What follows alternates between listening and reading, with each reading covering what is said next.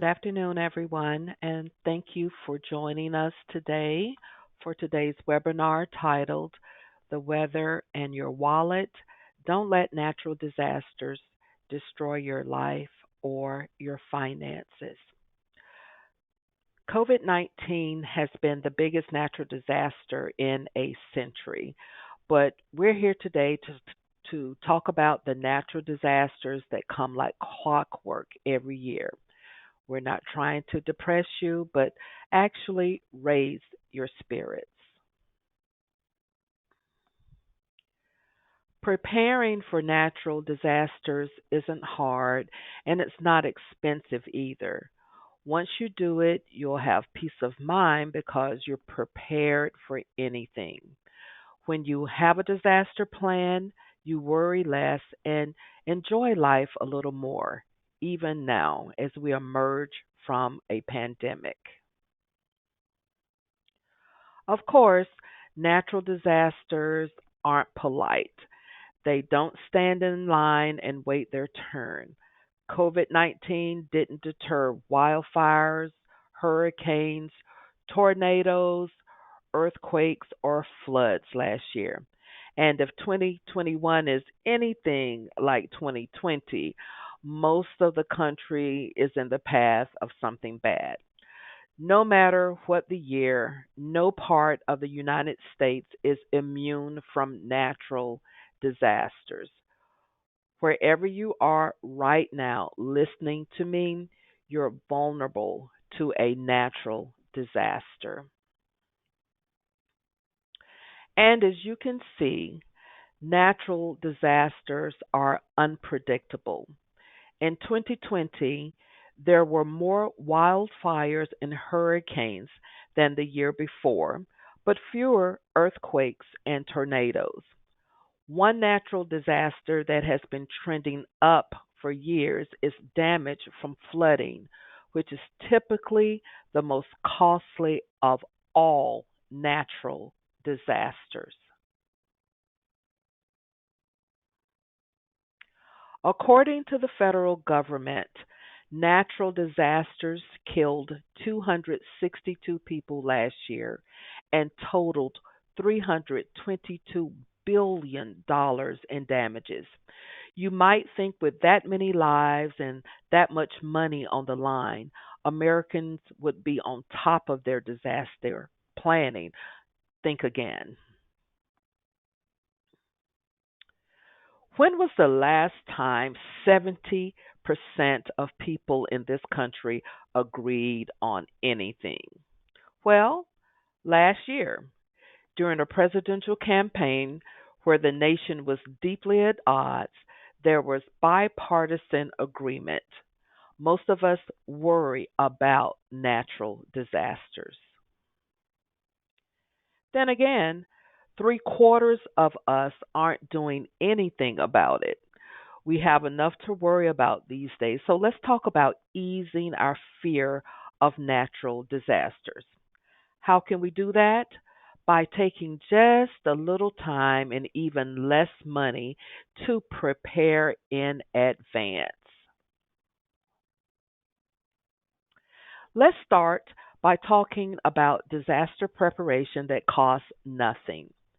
There are three key things you can do right now: gather all your key documents, organize everything you'll need to get compensated for any destruction, and design evacuation routes and when you'll use them.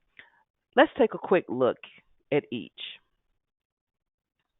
First, gather up all the paperwork you'll need in case the worst happens.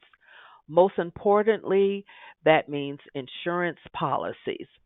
Check your policies to make sure you're properly covered. If not, time to talk to your insurance agent. If so, write down the name, address, and claims reporting telephone number of your insurance company. And remember, this might be different from your agent's contact information. Next, whip out your phone and take pictures of everything of value in your house. Don't forget to shoot not only that nice couch, but also all your jewelry and other collectibles. If you have documents attesting to their value, gather those up too. Even take photos of those documents. Store them on the cloud for free using Google Drive or similar options.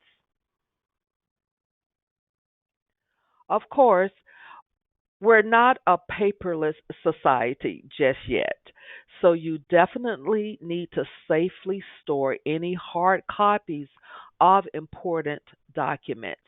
And it needs to be portable too. If you must evacuate, you want to grab everything you'll need and not worry you've left something behind. That's why the worst time to gather up your documentation is right before you need to head out. Now, some people buy a portable or and a waterproof metal lockbox for hundreds of dollars, and you can see them advertised on Amazon and at stores like Walmart and Target. But you don't need to buy one of these pricey options. We've known many people who keep their documents safely stored in cheap Tupperware. It's waterproof and it's lightweight, and best of all, it's cheap. Whatever works for you, as long as it's protected and at your fingertips. When many people hear the word evacuation, they think it only means get out now. They don't often consider, where am I going to go? So, a solid evacuation plan actually answers two important questions that can save you money and even save your life. First, what's the safest and quickest route away from the natural disaster? If it's a hurricane, you have more time to plan than if it's a tornado. But either way, you want to map it out now. In the case of the former, a hurricane gives you a lot of notice, but you often have to get very far away to get out of the storm's path. A tornado can give you only minutes, and you need to think about shelter close by. Speaking of location, where is the safest and cheapest place to land? That could be the home of a nearby friend or faraway relative, or it could be a government or private shelter. But you want to figure that out now. Otherwise, you'll get the first part right and get out of danger, but you won't have a destination to wait out the worst of it. That can be costly, uncomfortable, and maybe even deadly. Technology doesn't just make it easier to order stuff online and make our TV sets bigger and brighter. Technology has made it safer to survive natural disasters, and it's not expensive either.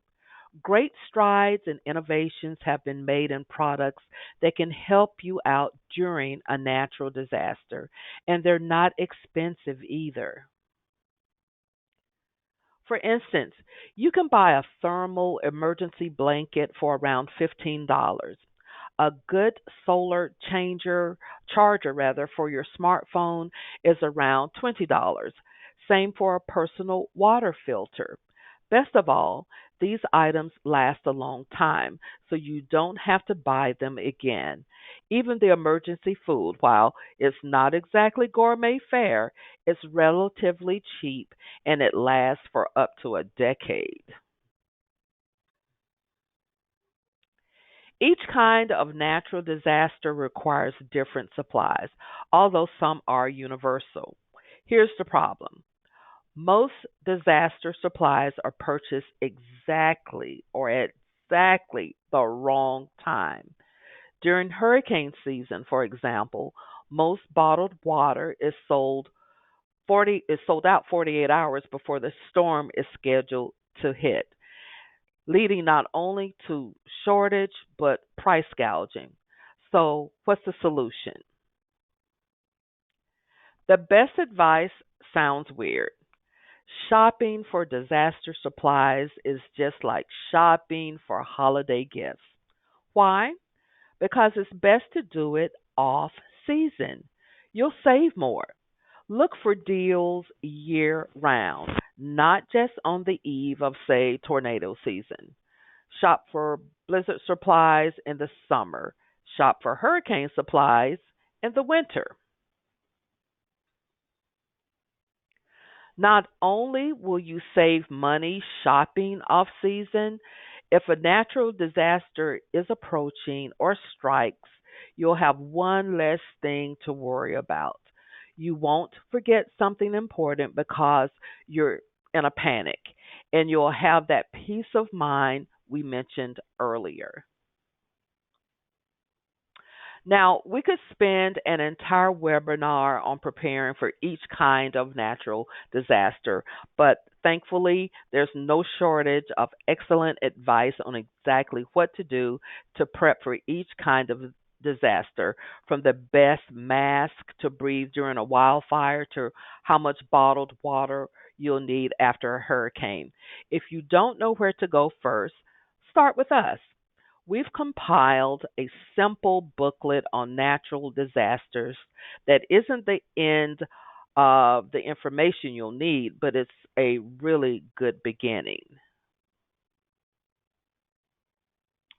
While we're talking about beginning your research, let's focus on one fact about each kind of natural disaster that often gets overlooked. For instance, even if you've gone through a hurricane before, and even if you've prepared for it very well, you might not know this. Flooding kills more people and costs more in property damage than the high winds do. It's the storm surge from the ocean that's more deadly than the gale force winds. In some ways, calling wildfires a natural disaster isn't accurate, since almost all of them are caused by human beings either acting clumsily or maliciously. Thus, more wildfires start in areas where camping is allowed than in remote wilderness areas. So check to see where camping is allowed near you, because that's something you need to keep your eye on. Although tornado season is traditionally March through May in the South, they peak in the summer up north, and they can happen in any state of the country. Only Alaska is usually spared, although it last had one documented in 2005. So, unless you live in Alaska, don't ever say it can't happen here. Earthquakes are the most common natural occurrence on this list, except no one feels most of them. Of the half a million that happen each year, human beings feel only 100 of them, and only 100 cause any damage to property or claim lives. But earthquakes are among the most damaging natural disasters in this country. They cause more than $4 billion a year, according to FEMA. Flooding is the one natural disaster that follows many other natural disasters.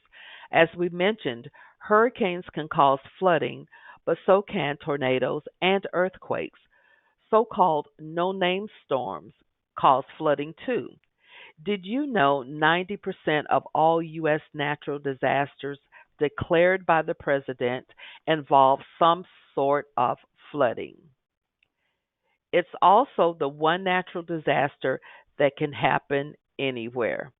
Yes, even Alaska. No matter what natural disaster hits you, the recovery process is almost always the same. Yet more injuries, costs, and even deaths result from people simply not following this basic advice. First, don't venture outside until you get the all clear from the officials. This isn't the time to sightsee the damage. Downed power lines and other dangers lurk everywhere. Second, spend your time close to home, assessing your family's needs and documenting any property damage. Third, use your disaster supplies for eating, drinking, cleaning, and washing. Don't try venturing out to buy anything.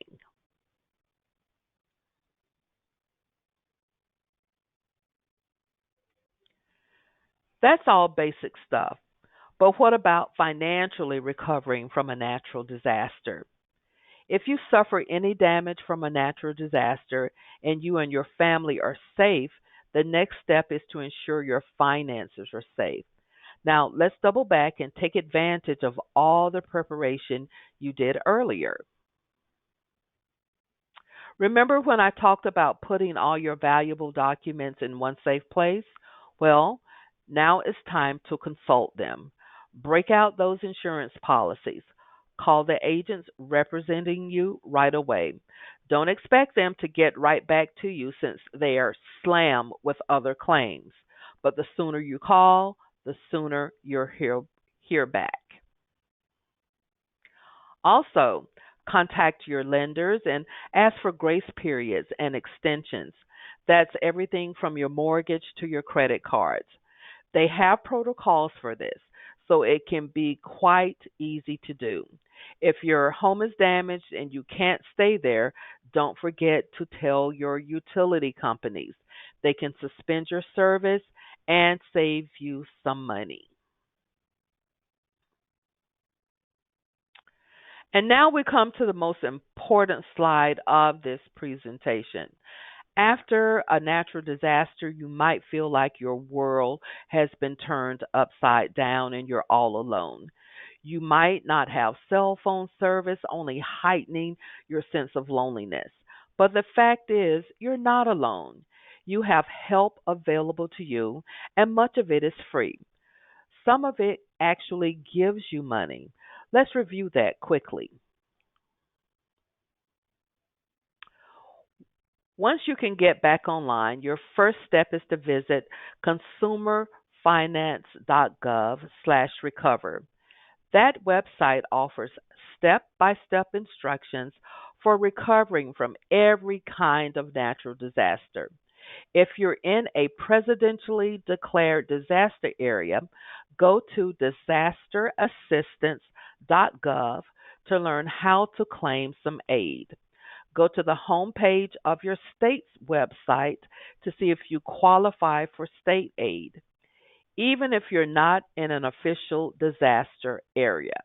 You can also call the Red Cross at 800 Red Cross to see about financial aid, shelter, free meals, free clothing, and even some personal hygiene supplies. One service Consolidated Credit has long provided is free priority counseling for those affected by natural disasters. For nearly three decades, we've offered a free debt analysis from a certified credit counselor, but after a natural disaster, we've offered even more help. Keep this number handy, and after you seek out the help on the previous slide, make sure to call us. Now, let's talk briefly about who not to call. After a natural disaster, scammers descend upon the area. Some are shady contractors who offer to fix up your property for cheap, but only if you pay in cash, up front, and right away. Never pay up front. Pay as the work gets done. Always get estimates from more than one contractor and make sure they're licensed and bonded.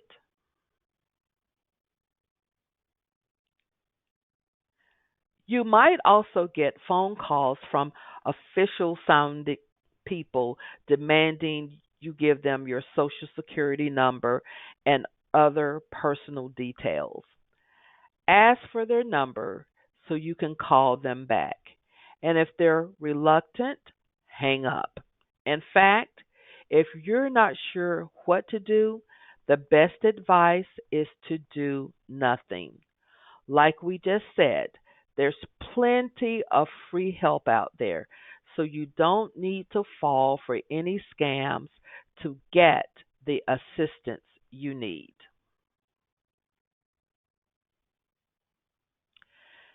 Natural disasters are only fun in the movies. In real life, they're scary and costly. But with a little planning and just a little money, you can weather the storm. Today was just an overview, just a starting point. But as you can see, it's not as daunting as you might think.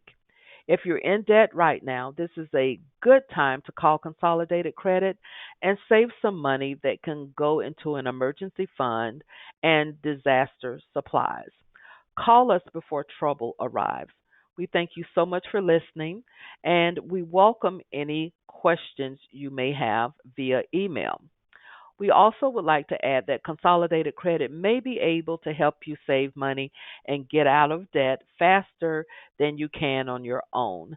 Our licensed and trained credit counselors will provide you with a free budget analysis that I mentioned earlier. We work with your creditors to lower your interest rates and eliminate fees. We consolidate your credit card debt into one low monthly payment.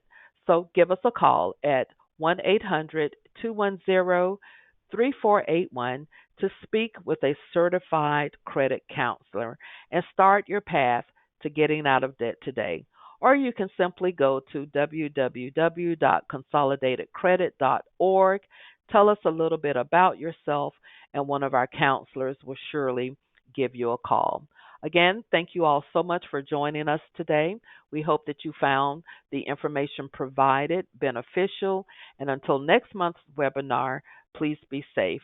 Thank you.